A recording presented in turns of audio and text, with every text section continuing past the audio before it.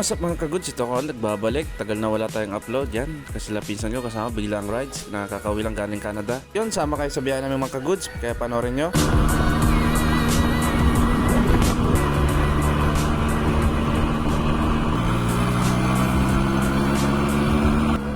Yun na mga kaguds, hindi inaasang pangyari. Bigla nag-neutral yung motor natin. At nag-slide tayo. Buti na lang, walang nangyari masama.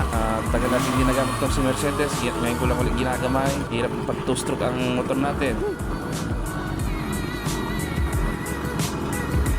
So yun mga kaguds, so, mapapansin nyo pati mga kasama hirap din dahil sa bakod-bakod na daan. Dito lang naman yan sa part, pero the rest sa susunod daan na okay na yung mga kaguds.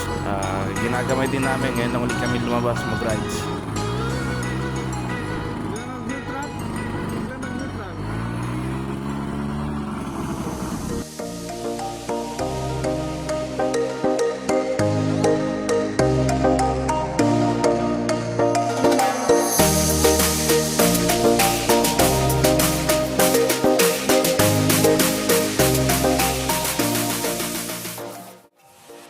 Makyat.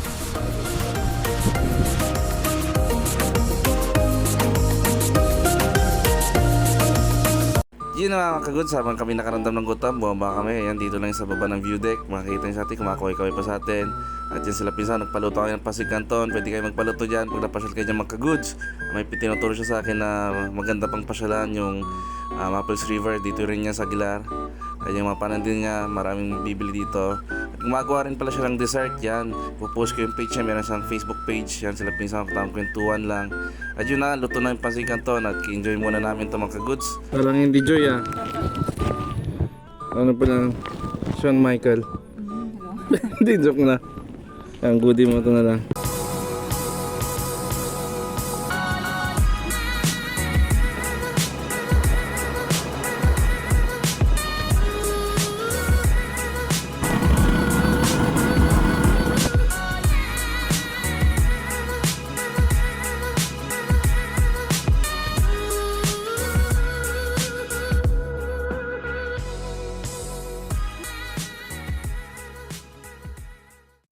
Tamang video lang mga kaguds. Ito po yung mga nagtitrending na coffee shop sa gitna ng bukid. Ito yung Agkapita na future na po ito sa KMJS.